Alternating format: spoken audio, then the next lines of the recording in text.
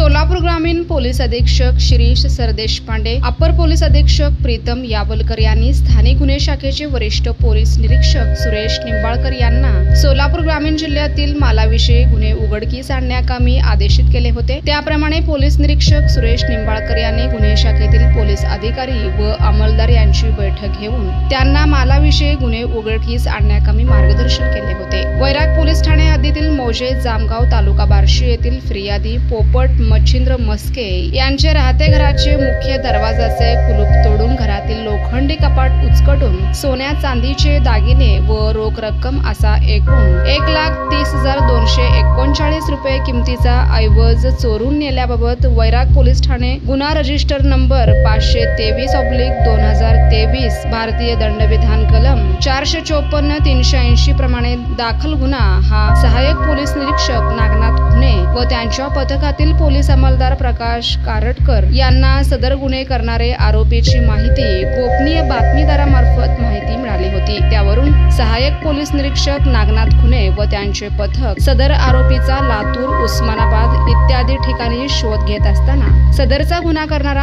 आरोपी हा वैराग गावातील बस स्थानकाजवळ येणार असल्याबाबत त्यांना खात्रीशीर बातमी मिळाल्याने तेथे जाऊन सापळा लावून त्यास शिताफीने ताब्यात घेऊन त्यास त्याचे नाव व पत्ता याबाबत विचारणा केली असता तो सुरुवातीस उडवाउडवीचे उत्तरे देऊ लागला। त्यानंतर त्यास विश्वासात घेऊन त्याच्याकडे कौशल्यपूर्ण तपास केला असता त्याने मौजे जामगाव तालुका बार्शी जिल्हा सोलापूर या गावातील घरफोडी गुन्हा केल्याचे कबूल केले। सदरची कामगिरी शिरीष सरदेशपांडे पोलीस अधीक्षक सोलापूर ग्रामीण, प्रीतम यावलकर अपर पोलीस अधीक्षक यांच्या मार्गदर्शनाखाली पोलीस निरीक्षक स्थानिक गुन्हे शाखा सुरेश निंबाळकर यांच्या नेतृत्वाखाली सहाय्यक पोलीस निरीक्षक नागनाथ खुने, रविराज कांबळे, शिवाजी गुळवे, पोलीस अंमलदार प्रकाश कारटकर, रवी माने, अजय वाघमारे, अनवर अत्तार, सूरज रामगुडे, यश देवकते यांनी बजावली आहे।